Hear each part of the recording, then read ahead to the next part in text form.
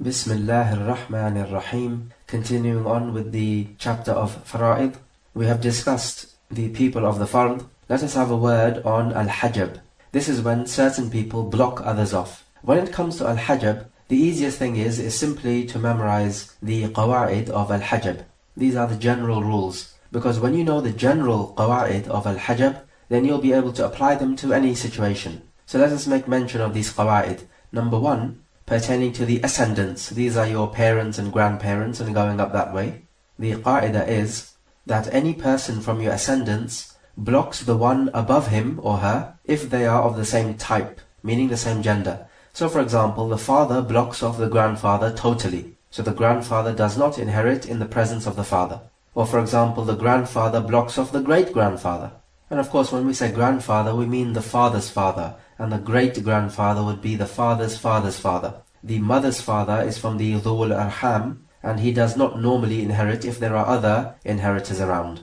And we can say a similar thing with the mothers. The mother blocks off any grandmother. So the mother would block off the mother's mother, and the mother would block off the father's mother. So the mother blocks off any grandmother. A grandmother both from the father's side or the mother's side.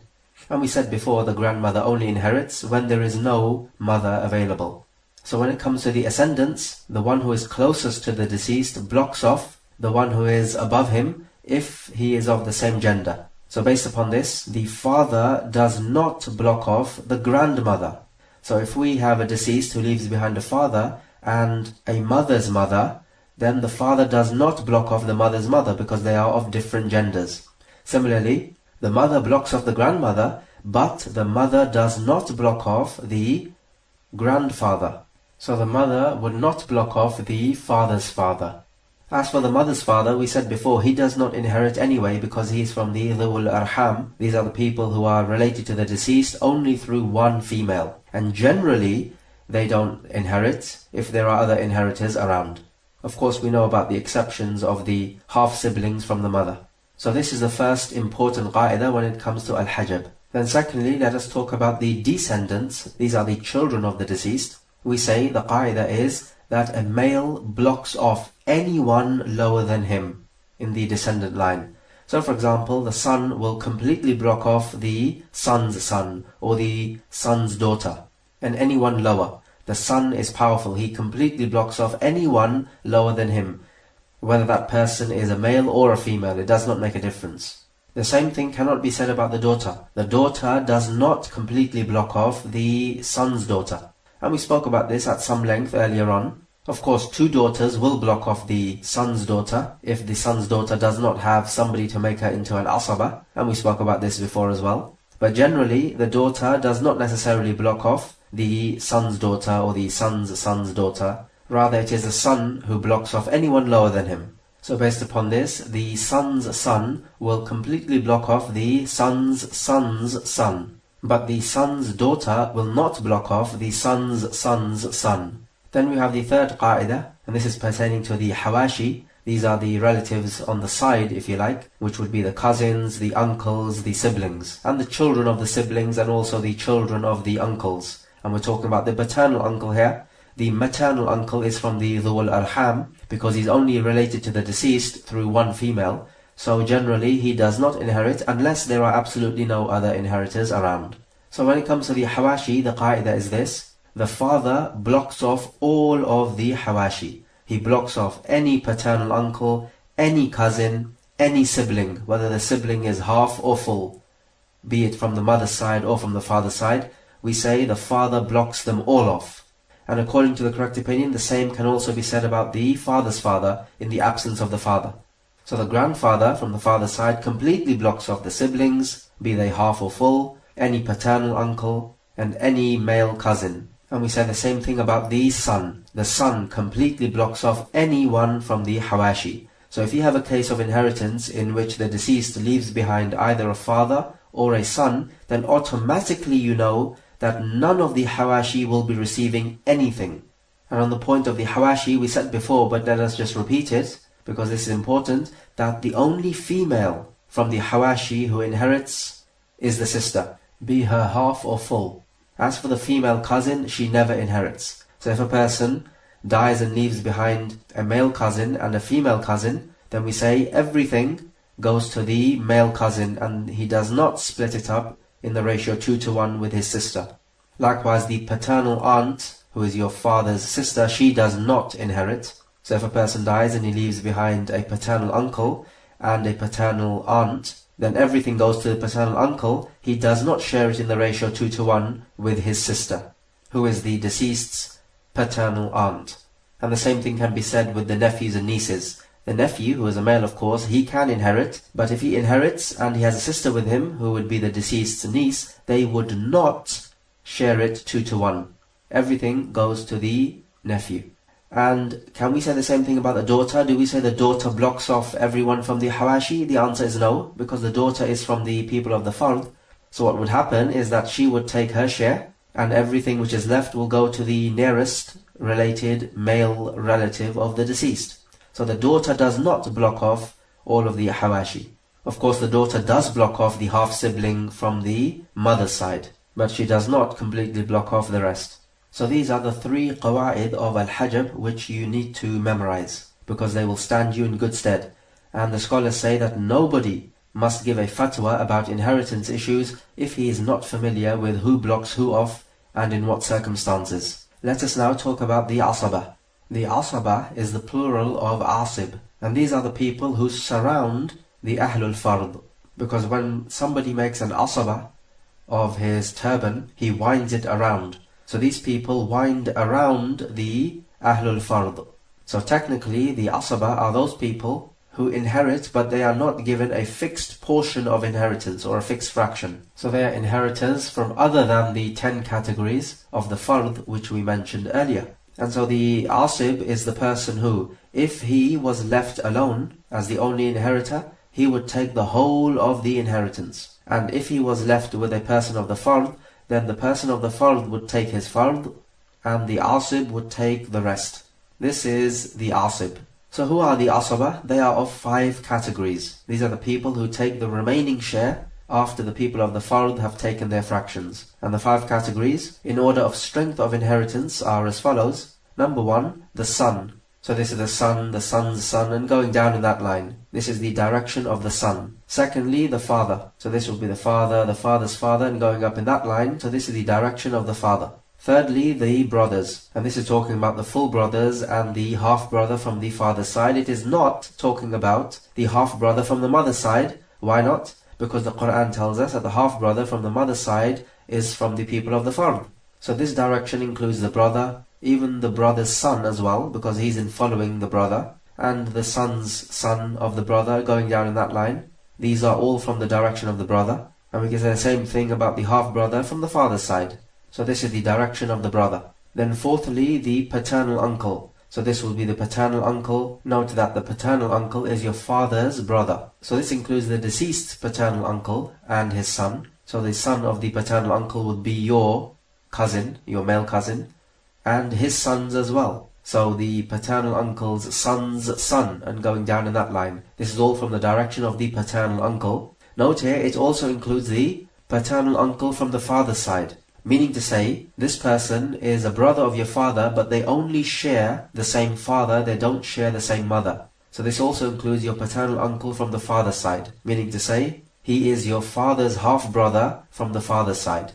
So he and your father share the same father, but not the same mother. As for the paternal uncle, who is your father's half-brother from the mother's side, so they both share the same mother, then he does not inherit, because he is related to the deceased through just a single female. And this type of person, dhul arham, they generally don't inherit. And this also includes your grandfather's brother. So this would be your great paternal uncle. This is also from the direction of the paternal uncle. And it includes their sons as well. So the sons of your great paternal uncle, for example, they are also included from the Asaba.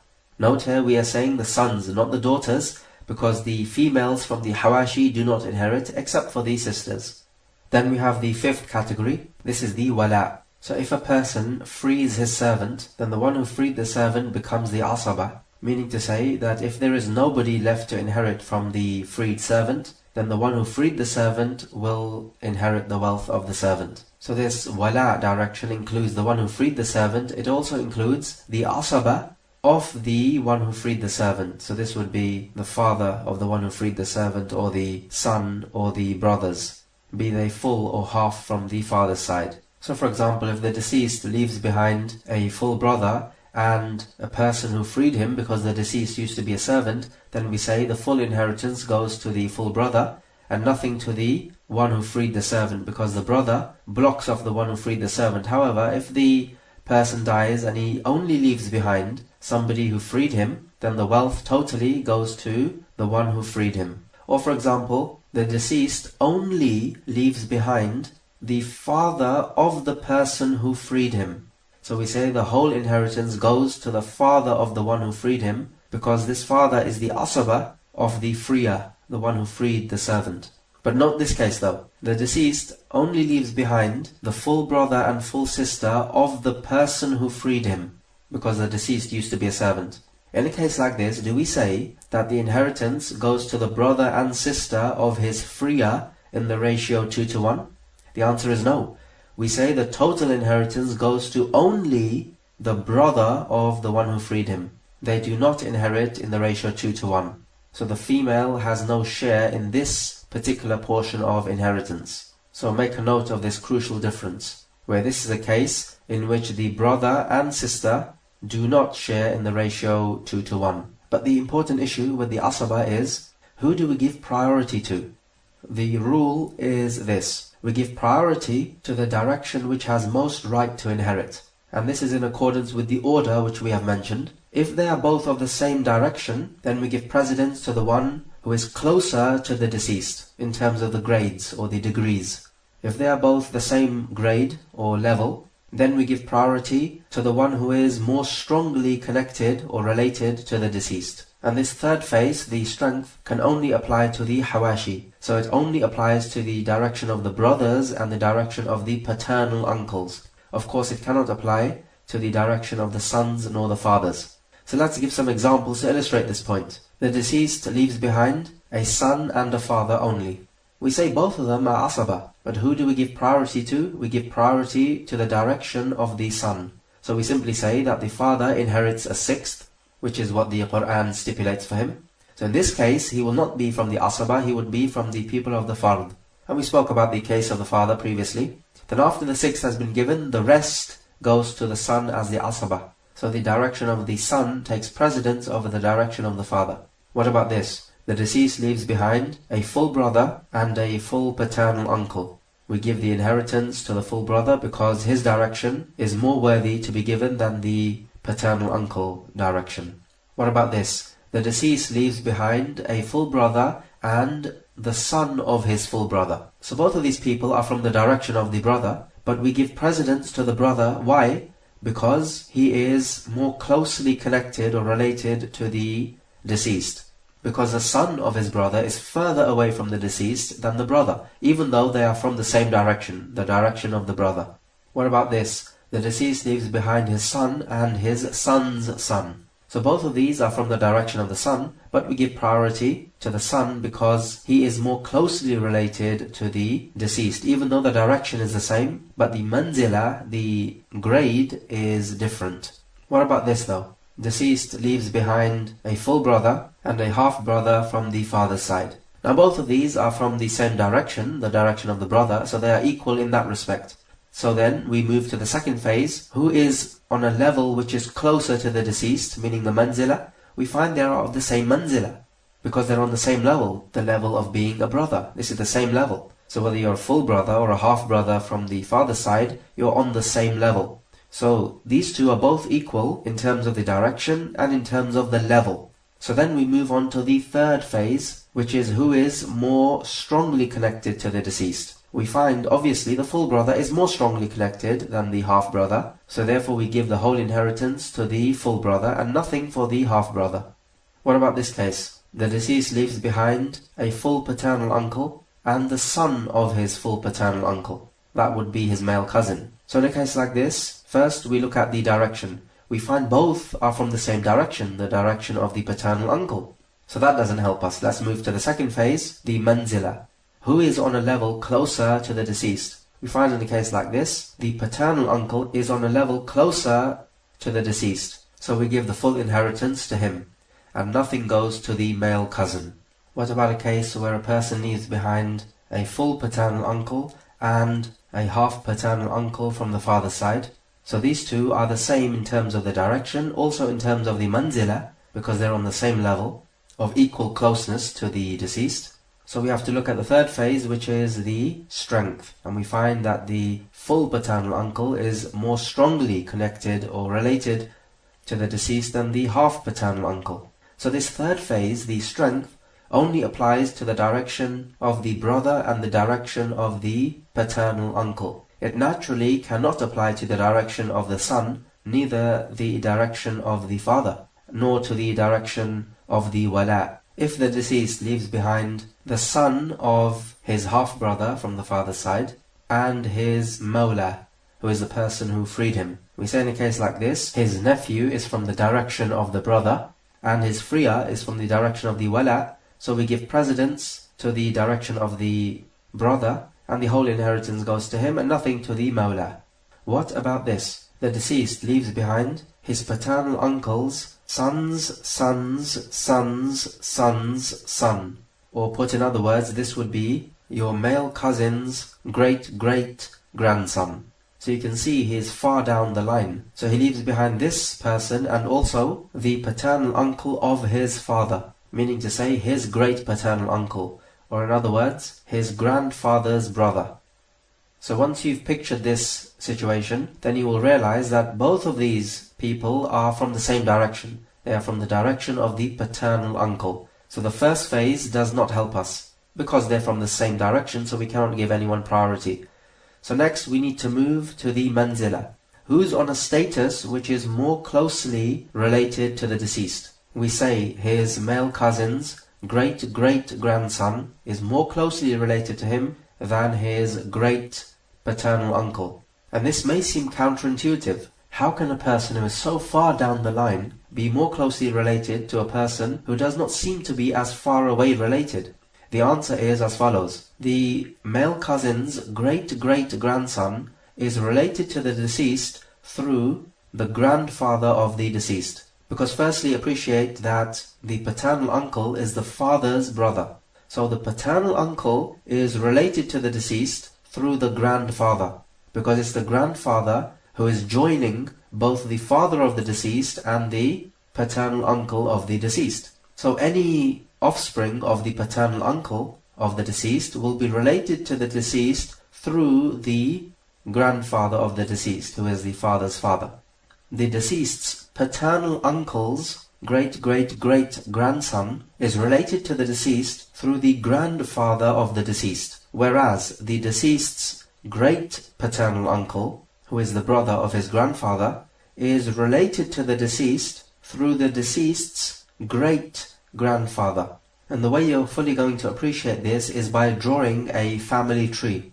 So you take a pen and paper and you draw the family tree diagram, and you compare the deceased's uncle's great-great-great-grandson and the deceased's great-paternal uncle. Let's take a similar example. The deceased leaves behind his brother's great-great-great-grandson, and he also leaves behind his paternal uncle. Clearly the brother's great-great-great-grandson is far down the line, and the paternal uncle seems to be quite closely related to the deceased. However, the direction is different. That great-great-great-grandson of the brother is coming from the brother's direction, whereas the paternal uncle is coming from the paternal uncle's direction.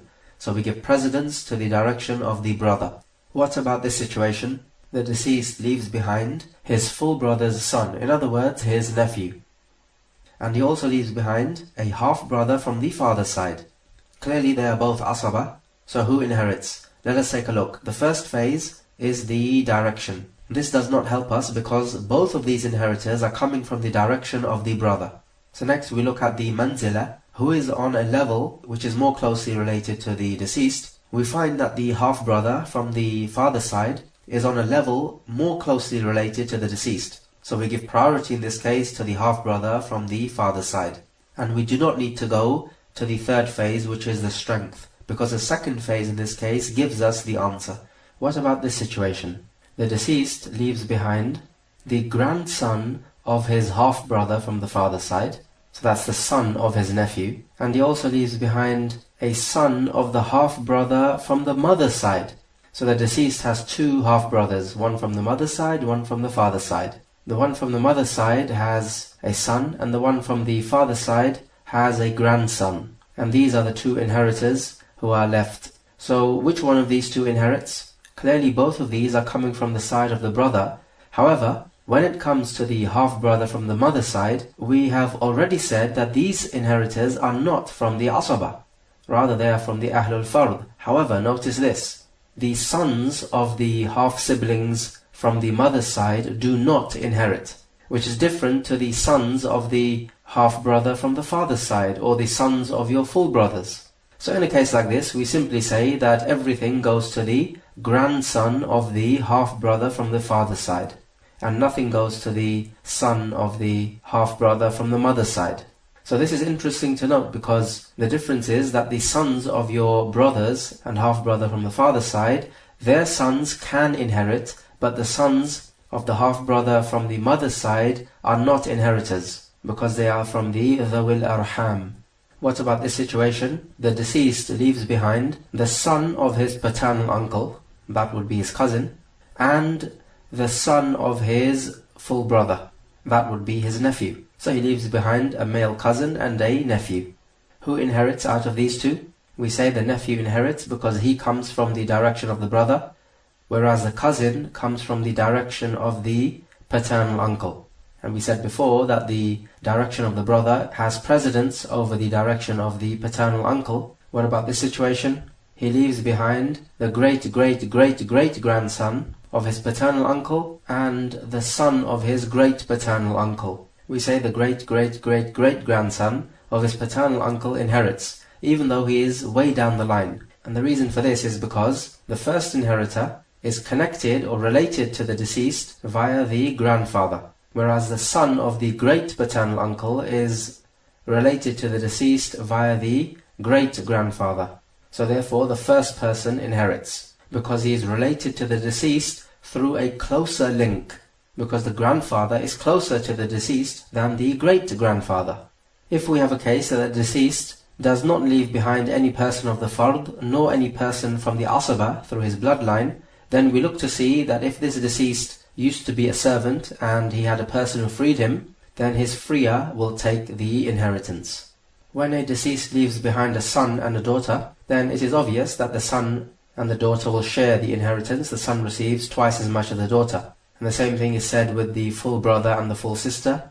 And the same thing is also said with the half-brother from the father's side and the half-sister from the father's side. But what about this? The deceased leaves behind the son of his full brother and a daughter of his full brother. So in other words, a nephew and a niece. Do we say that they both share in the ratio 2:1? The answer is no. This ratio does not apply to cousins, neither does it apply to the nephews and nieces, and neither does it apply to the paternal aunts and paternal uncles.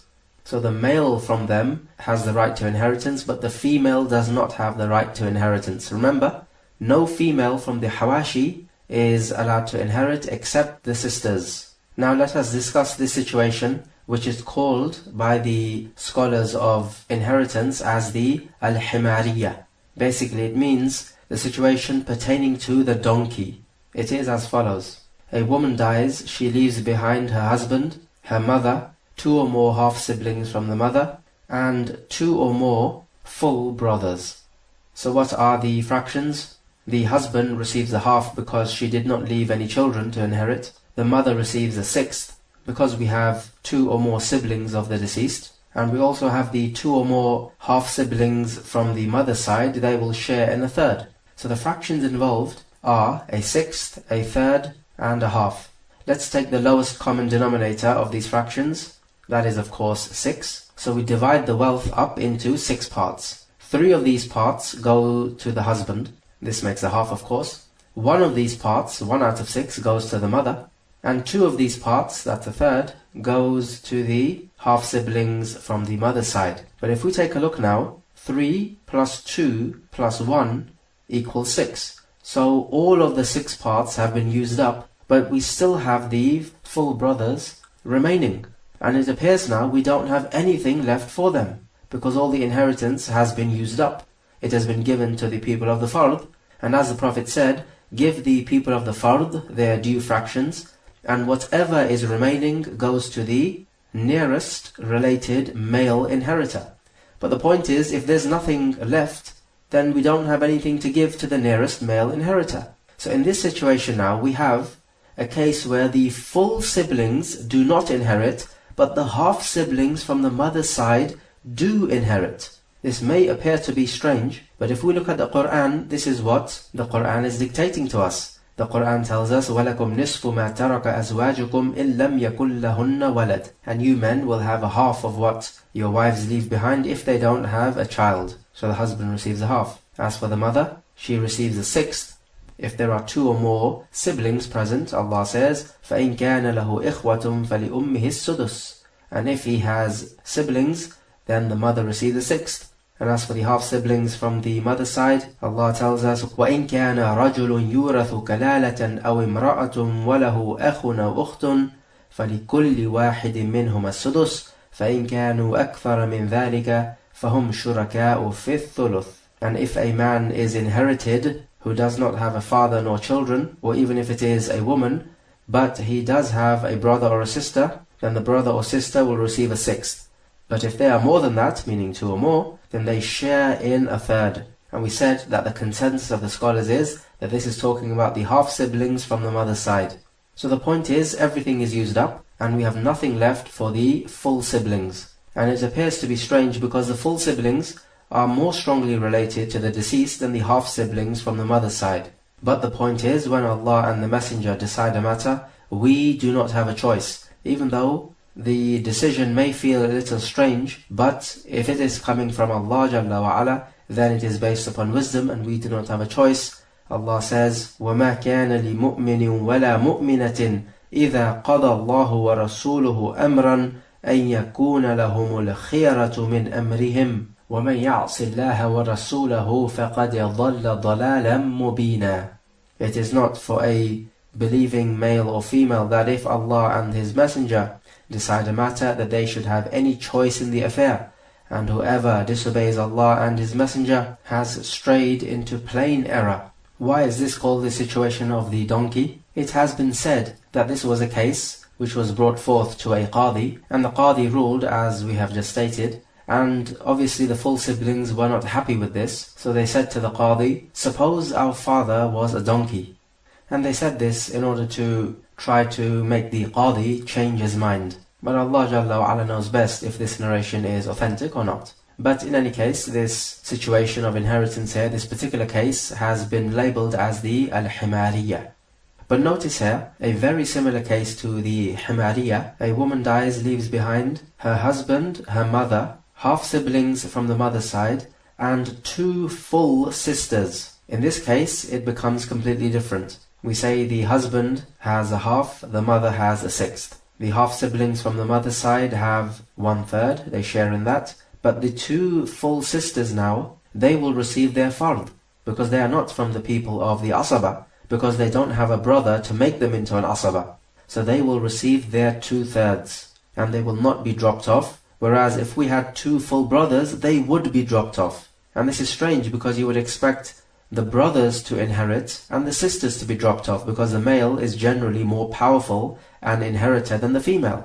However, we have to stick to what the Quran dictates to us, and Allah Jalla wa Ala says, آباؤكم وأبناؤكم لا تدرون أيهم أقرب لكم نفعا فريضة من الله إن الله كان عليما حكيما. Your fathers or your sons, you do not know who is more beneficial to you. It is an obligatory share from Allah, and Allah is the all-knowing, the all-wise. So that deals with the fiqh element of the mawarith, the inheritance issues. Now let us deal with how we divide the wealth up. So notice here that there are two concepts. The first concept is to know the fraction each person receives. Then the second concept is to know how to divide the wealth up so that everybody can receive their due fraction. So the first thing to note is that when it comes to inheritance matters in the Sharia, then there are 6 fractions in total which are involved. These are a half, a quarter, an eighth, 2/3, a third, and a sixth. A good way to remember them is simply to take a third and a quarter. Then all you do is that you half each and you double each. So you take a third, you halve it, that gives you a sixth. You double it, that gives you 2/3. Then you take a quarter, you halve it, that gives you an eighth. And you double it, that gives you a half. So with these 6 now, you have all the fractions which are involved in the inheritance issues. And we'll add just a little note here, that when it comes to a third, which is given to the mother, then we know with the situation of the Umuriyyatain, that the mother receives a third of what is remaining, and not the third of the total wealth, and we spoke about this issue before. Then after the fractions have been determined, the rest goes to the Asaba, and we spoke about the Asaba just previously. But now the question is, how do we divide the wealth up? In how many parts do we divide it up? The way we divide the wealth up is that we look at the fractions which are involved, and we take the lowest common denominator of all the fractions involved, and that is the number in which we divide the wealth up. So for example, if the only fractions involved in the case are a third and a half, let's say, then the lowest common denominator of a third and a half is 6, so we would divide the wealth up into 6 parts. The person receiving a half will take a half of 6, which is 3 parts, and the person receiving a third will take a third of 6, which is 2 parts, and then the remaining part will go to the Asaba. So basically, you always take the lowest common denominator of all the fractions which are involved. And this lowest common denominator of all the fractions involved is called the usul, or the roots. And in any case of inheritance, you are going to have one of 7 usul, or one of 7 roots, which are the lowest common denominator of the fractions, and these are as follows: 2, 3, 4, 6, 8, 12, and 24. So these are 7 numbers in total. 2, 3, 4, 6, 8, 12, 24. So in any case of inheritance, the wealth will be divided up into one of these 7 parts, which are the usul. Let's take some examples to illustrate this. The deceased leaves behind her husband and her full sister. Firstly, what are the fractions? The husband receives a half and the full sister receives a half. So what is the lowest common denominator? The asl? It is 2. So we say the wealth is divided up into 2 parts. 1 part for the husband and the second part for the sister. Same thing if a woman dies leaving behind her husband and her half-sister from the father's side, it will be the same thing. The half-sister from the father's side receives a half.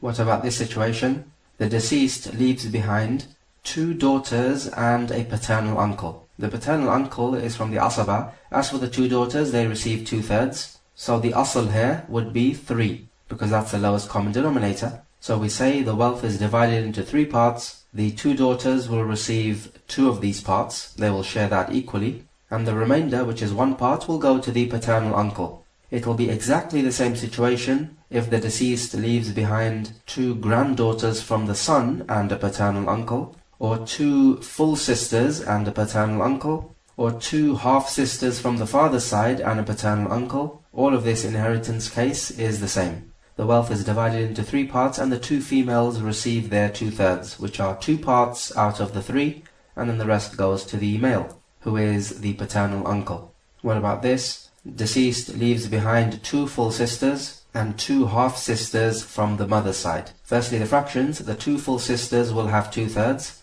and the 2 half-sisters from the mother's side will share in a third. So the lowest common denominator is 3. So the wealth is divided into 3 parts. 2 parts go to the full sisters, and 1 part goes to the half-sisters from the mother's side. So we find in a case like this, that if you add the fractions up, they equal to 1 whole, because 2/3 plus a third is 1. So all of the wealth is used up with these fractions. Sometimes we can find the fractions add to more than 1. So they take up the whole wealth, and they take up even more so. So they actually go beyond the whole wealth. And so in a case like this, we simply adjust the amount given in each fraction. So the amount of parts from the wealth given to the person remains the same, but the value of these parts is adjusted. And this case is called al-awl, when you adjust the value of the parts. So let's take this example. The deceased leaves behind her husband and 2 full sisters. So firstly, the fractions, the husband receives a half, the two full sisters receive 2/3. 1/2 plus 2/3 is equal to 1 1/6. So it actually goes beyond the full wealth. So let's see what happens. Firstly, we find the lowest common denominator of 2/3 and a half, which is 6. So we divide the wealth up into 6 parts. Half of this wealth goes to the husband, so that's 3 parts. And 2/3 of this wealth goes to the sisters, so that's 4 parts, because 2/3 of 6 is 4. So 3 out of 6 to the husband and 4 out of 6 to the sisters. But hang on a minute. 4 parts plus 3 parts gives us 7 parts. So how can we give 7 parts out of a total of only 6 parts? The answer is we simply do this. Instead of dividing the wealth up into 6 parts, we'll divide it up into 7 parts. But the number of parts given to each party remains the same. So therefore, the husband still receives 3 parts, and the sisters still receive 4 parts. But it's just that we've divided the wealth up into 7 parts instead of 6. So each party receives the number of parts which they are due, but it's just that now each part is worth less than it was before. So let's say if one part was worth £100, then after the awl, each part would be worth, let's say, £90.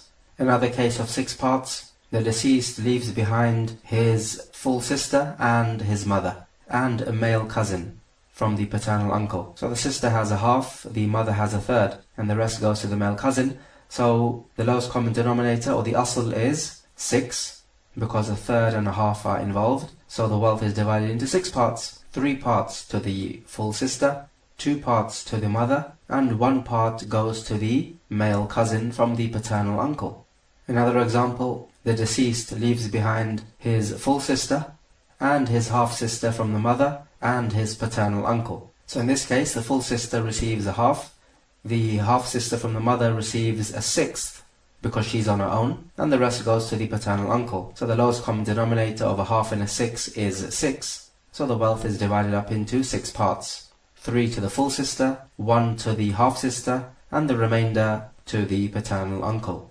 Just going back to the case of the awl, if we have the wealth being divided up into 6 parts, it is possible for these 6 parts to be adjusted into 7 parts, and we gave the example for this earlier on. It is also possible for these 6 parts to be adjusted into 8 parts, also into 9 parts, and also into 10 parts. So just to repeat, the 6 parts can be adjusted into 7 parts, 8 parts, 9 parts, and 10 parts. And the opposite of the case of awl is when the fractions make up less than 1 whole. And this can also happen with 6 as the asl, or the lowest common denominator of the fractions. And we can also have a case where the wealth is divided up into 6 parts and it completely equals the whole of the wealth. So it equals to 1. So let's give examples to illustrate this. As for the 6 being turned into 7 parts, then we have already given the example. So let's take this example. The deceased leaves behind a daughter, a mother, and a paternal uncle. We say half to the daughter, a 1/6 to the mother, and the rest to the paternal uncle. The lowest common denominator is 6. So 6 parts of the wealth, 3 go to the daughter, 1 goes to the mother. 3 plus 1 is 4, so we have 2 parts remaining.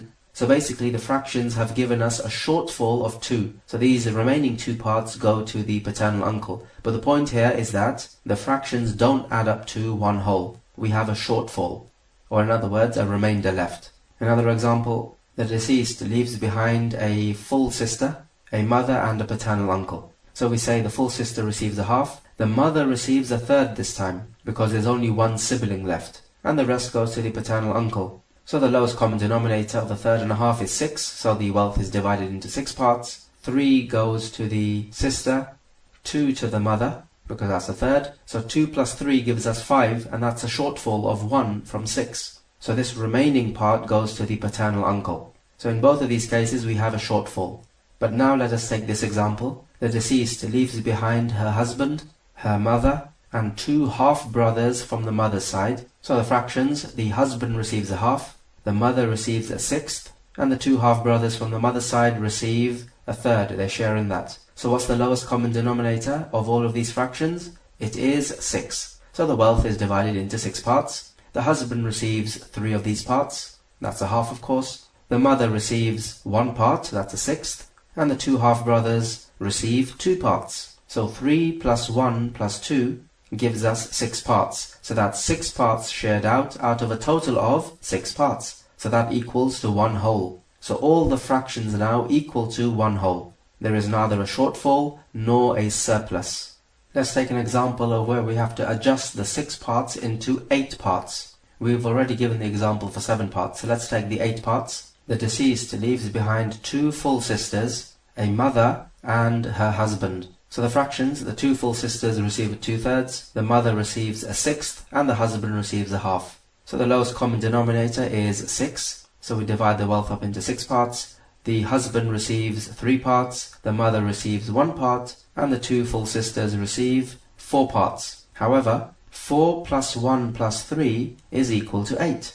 8 parts to be given out of a total of only 6 parts. So simply, we adjust the total parts divided into 8, and every person receives their due part. So the husband will receive his 3 parts, the 2 sisters will receive their 4 parts, and the mother receives her 1 part. So we have a total of 8 out of 8. But the difference now is that each part is worth less than what it would have been worth, in terms of how much money it is worth. But the parts do remain the same. An example of 9 parts: the deceased leaves behind her husband, 2 full sisters, a mother, and a half-brother from the mother. So the fractions are: the husband receives a half, 2 sisters receive 2/3, the mother receives a sixth, because of 2 or more siblings present, and the half-brother from the mother receives a sixth, because he's on his own. So the lowest common denominator is 6. So we divide the wealth into 6 parts. The husband receives 3, the 2 sisters receive 4 parts, the mother receives 1 part, and the half-brother receives 1 part. However, 3 plus 4 plus 1 plus 1 is equal to 9. So this is 9 parts out of 6 parts. So simply, instead of dividing the wealth up into 6 parts, we divide it up into 9 parts, and everybody receives their due share. And this is called al-awl, when you adjust the number of parts the wealth is divided up into, but the number of parts which everybody receives remains the same.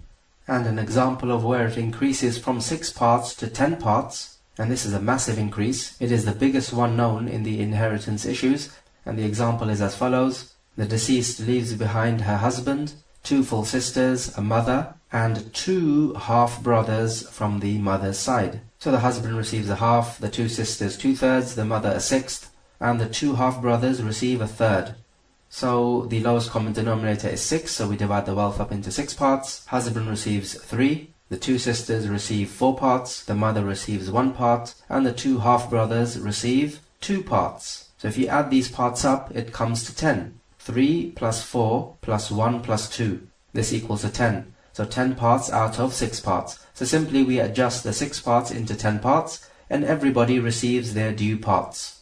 So a jump from 6 parts to 10 parts is a jump of 2/3, and that's a very high jump. And this particular case, meaning this last case we just mentioned, the scholars of inheritance call this the Farukh, the mother of the chicken. So when it comes to dividing the wealth up into 6 parts, we can have a case where we have a shortfall, or where the fractions equal to the whole of the wealth, or when we have a surplus, and so we have to increase the number of portions we divided. From 6, we could increase it to 7, to 8, to 9, or to 10. So this number 6 in the Islamic inheritance is versatile and flexible. As for an example where we divide the wealth up into 4 parts, then this could be the deceased leaving behind her husband and her son. So the husband receives a quarter, and the son receives the rest, so we divide the wealth up into 4 parts. The husband takes 1 part, and 3 parts go to the son. The wealth can also be divided up into 3 parts, and a case would be the deceased leaves behind a mother and a brother.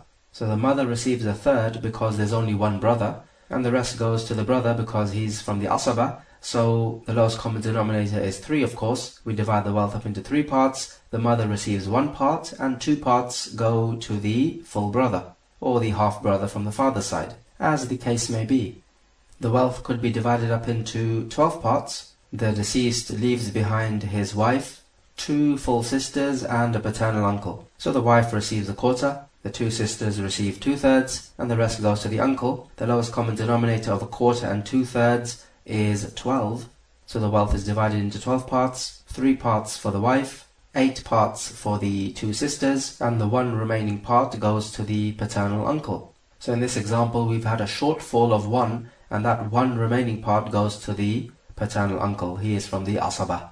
Another example, the deceased leaves behind his wife, his mother, and a paternal uncle. The wife receives 1/4, the mother receives 1/3, and the rest goes to the paternal uncle. So the lowest common denominator of 1/3 and 1/4 is 12 again. So we divide the wealth into 12 parts. The wife receives 3 parts, the mother receives 4 parts. This makes 7 parts, and the remainder, which is 5 parts, goes to the paternal uncle. Another example, the deceased leaves behind her husband, a grandfather, who is the father's father, and her son. So the fractions, firstly, the husband receives 1/4 because of the presence of the son, the grandfather receives 1/6 because of the presence of the son, and the remainder goes to the son as the Asaba.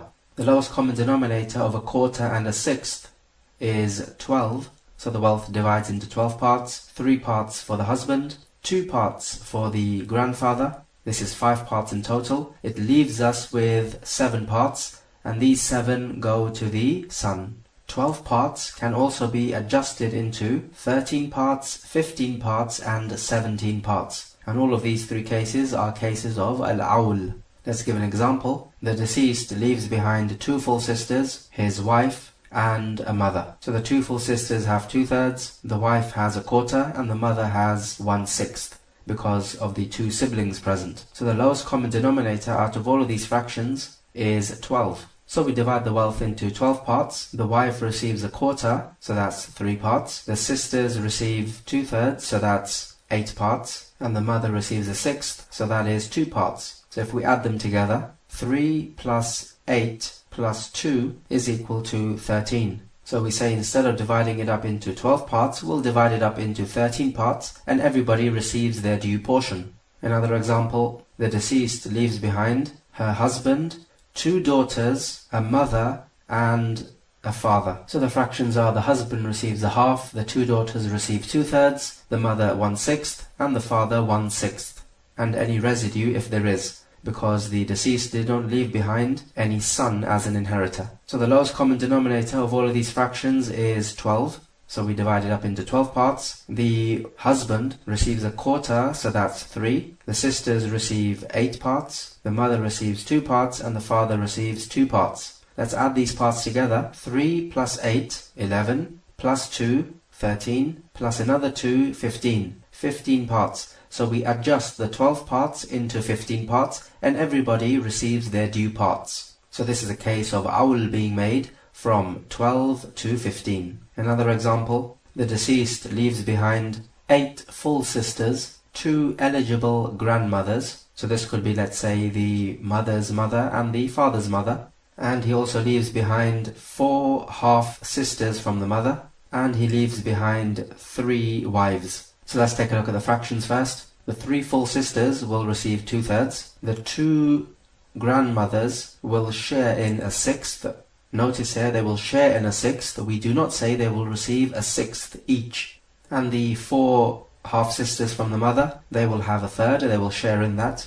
And the 3 wives will share in 1/4, and we do not say they'll receive 1/4 each. So the lowest common denominator of all of these fractions involved is 12. So let's share the wealth out into 12 parts. The 8 sisters receive 8 parts. The grandmothers receive 2 parts. The 4 half sisters receive 4 parts. And the 3 wives receive 3 parts. That's 1/4 of 12. So if we add these parts up, 8 plus 2 plus 4 plus 3, this equals to 17. So we adjust the 12 parts into 17 parts, and every category of person receives their due parts. So this is a fairly big jump from 12 parts to 17 parts. And this case, which we have just mentioned, is called the Aramil, the mother of the widows. And what seems to be amazing about this is that we have 17 female inheritors, and the point is that if we calculate, we said that we divide the wealth into 17 parts after the awl. Each woman receives 1 part, as there are 17 women. So 17 women, and the wealth is divided up into 17 parts. each woman receives 1 part, despite the fact that these women are in groups coming from different directions. And so this is something a little peculiar. And upon this you can make a riddle. You can say that we have 17 female inheritors coming from 4 different directions, and each of these 17 receives an equal portion of inheritance. And the answer to this riddle is the Aramil. Just out of interest, the first case of Al-Awl is called the Mubahillah, and it was decided by Umar ibn al-Khattab radiallahu anhu. The case is, the deceased leaves behind her husband, her mother, and a full sister. The full sister receives a half, the mother receives a third, and the husband receives a half. So we divide the wealth into 6 parts. The sister takes 3, the husband takes 3, and the mother takes 2. So this is 8 parts now. And so we adjust the 6 parts into 8 parts, and this is how Umar ibn al-Khattab decided. And this is the dominant view. Ibn Abbas famously opposed this case. He said that the husband receives a half, and the mother receives a third, plus anything else which is left over. And the sister is excluded. But this is wrong, because the sister cannot be excluded by the mother nor the husband. The sister can only be excluded by the father of the deceased or the son of the deceased. And in this case there is no father or son, therefore the sister must inherit. And so we say the verdict of Umar is the correct one, and the verdict of Ibn Abbas is incorrect. Let us take some review questions at this stage. So question number 1. Recall the 3 rules of people blocking each other off from inheritance. Question number 2. Recall the 5 directions of the Asaba, and also the 3-step rule to deciding who gets priority. Question number 3. Explain the following inheritance cases: Al-Himariya, the Al-Furuq, and the Mubahillah.